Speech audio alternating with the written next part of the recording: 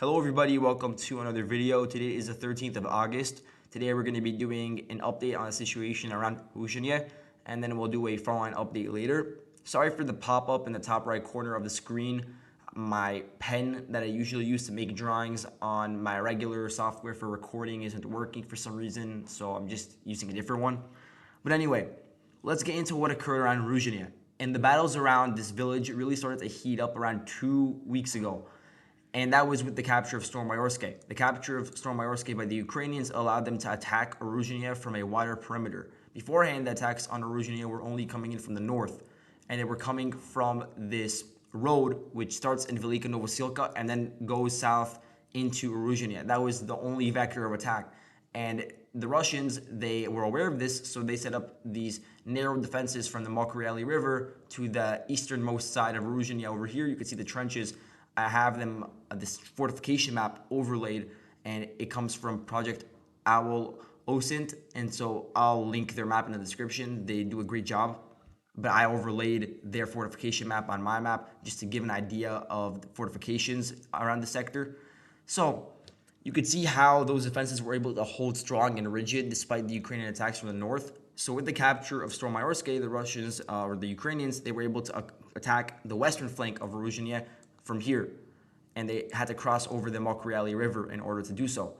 So those attacks across the river, they were not successful because once the Ukrainians crossed over with these small groups, they were pushed back by the Russians, and Urozhaine was not encircled, because you could see how trying to flank Urozhaine from the west would lead to an encirclement. You could see how it would go like this. They'd cross over the river and they'd advance about 1.5 kilometers, and then they'd be able to fully encircle the Russian forward positions in the northern part of Urozhaine. That was probably a best case scenario for the Ukrainians. But the Russians, they were aware of this threat, so they sent a lot of men to the Mokryali River, and they were able to prevent any sort of breakthrough for the Ukrainians over there. But what this did do is that it spread the Russians thin, and it continued to attrit them.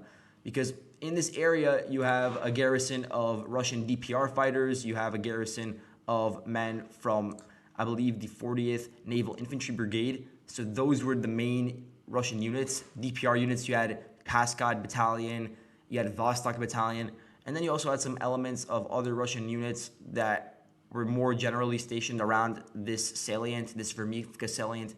That's the part of the front line. That's what I call it in this area.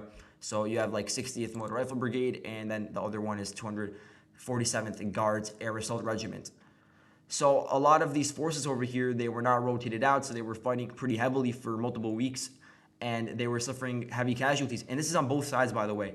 But because the Russians were on a defensive standpoint and they were already in a precarious position within Urozhaine following the capture of Stormayorske, it made it even more difficult to defend the town. So after really weeks of heavy fighting, the Ukrainians were finally able to break through the northern outskirts. And this was done by a frontal assault, by the way. So you could imagine how difficult that would be. First, the Ukrainians had to clear out all the minefields that were to the north of Urozhaine and these open fields over here. Once they did that, they were able to advance further south and took over these trenches over here. Once that was done, the Russians, they ended up retreating to a line that was pretty level to the front line around Stormayorske. So I'll draw that in red, actually, just so you get an idea. The front line, and this was around, I believe, August 10th, looked something like this, with the Russians in the center of the village and the Ukrainians entrenched in the northern outskirts. And then you had this large gray zone, mainly in the northern part of the village.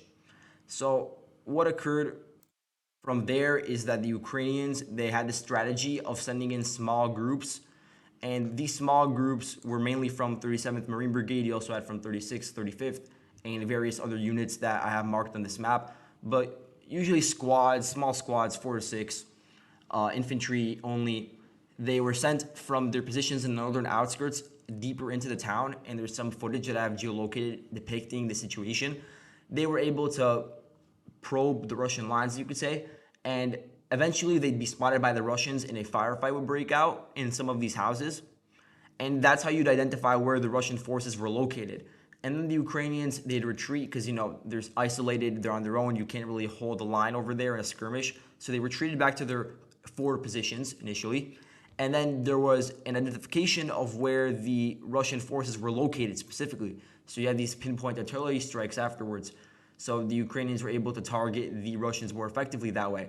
And an issue that I saw mentioned specifically by the Russian side when I was reading their Telegram channels, and this is from men on the ground, they're saying that there was a lack of counter battery fire, that there was insufficient counter battery fire. Whenever the Ukrainians would fire, that you'd expect that the Russians would be able to locate those positions with their Orlan 10s, and then they'd be able to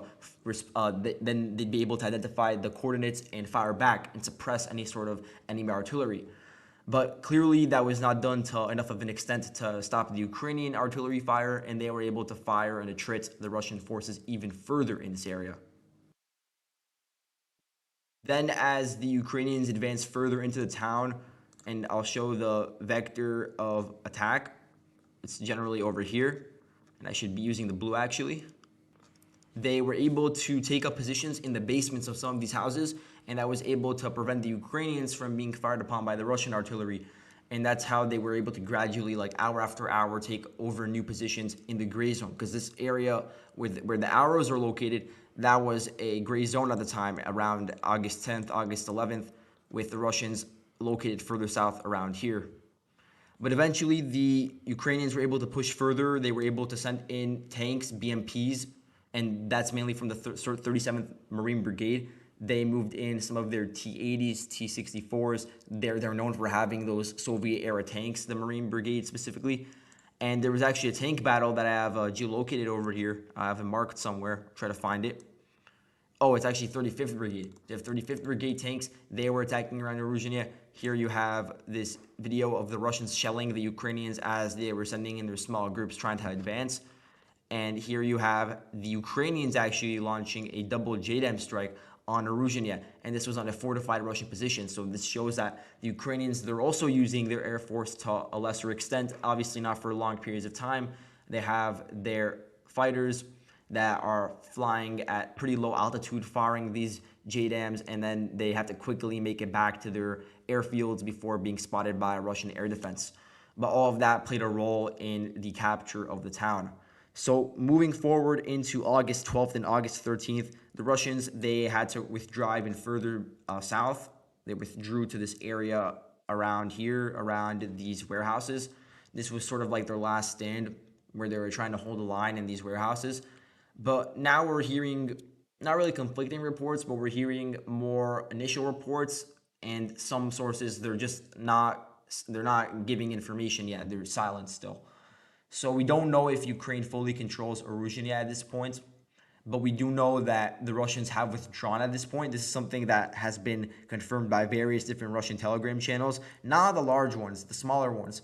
And when I say small, I mean like they're Russian speaking usually. They're not really English speaking, so they're actually from Russia or Belarus or something, and they also might have contacts on the ground. They don't have as many followers usually. Just as some examples of some Telegram sources that were saying that Russia retreated, not that Ukraine took over the town fully. You have Dva Mayora, you have one that in English translates to 13th, you have Mail Info Live. There's also the Vostok Battalion itself, which is a unit of the DPR that's fighting in here. So they are saying that they are, quote, losing the town. So that's in the present tense, so you could sort of make the argument that they haven't lost it yet, but that's from like 12 hours ago, that post. And you know how really the time moves on quickly over here, and that by now it seems as if the Ukrainians are beginning to clear the town in its entirety. You also have Romanov, and like a lot of these sources, I wouldn't trust them on their own. But when you see a consensus of those sources saying the same thing, then like at that point, it makes more sense to begin to talk about it. But what I will say, to be fair to the Russians, is that the deep state map, which is a Ukrainian map, pro-Ukraine, they still show the Russians in control of this area over here that I've circled in the southern warehouses. So who knows, maybe there's still a Russian presence over there, or maybe it's still a gray zone and Ukraine hasn't cleared it out, like my map depicts. So we're going to have to wait and see about that, and I'll tell you guys the clear situation with video footage, because we still have not seen any video footage of Ukraine advancing deeper into the town, into this circled area. We do have footage of Ukraine in the center of the village, but not in the southern part. So just to wait and see about that.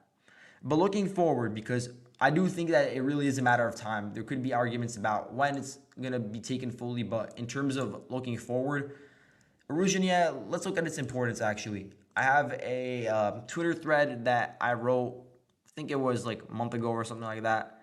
And I was just talking about the implications of Ukraine entering Stormayorsk and what that would mean for Urozhaine. And in here, you can see how I describe what would happen after the Ukrainians capture Urozhaine.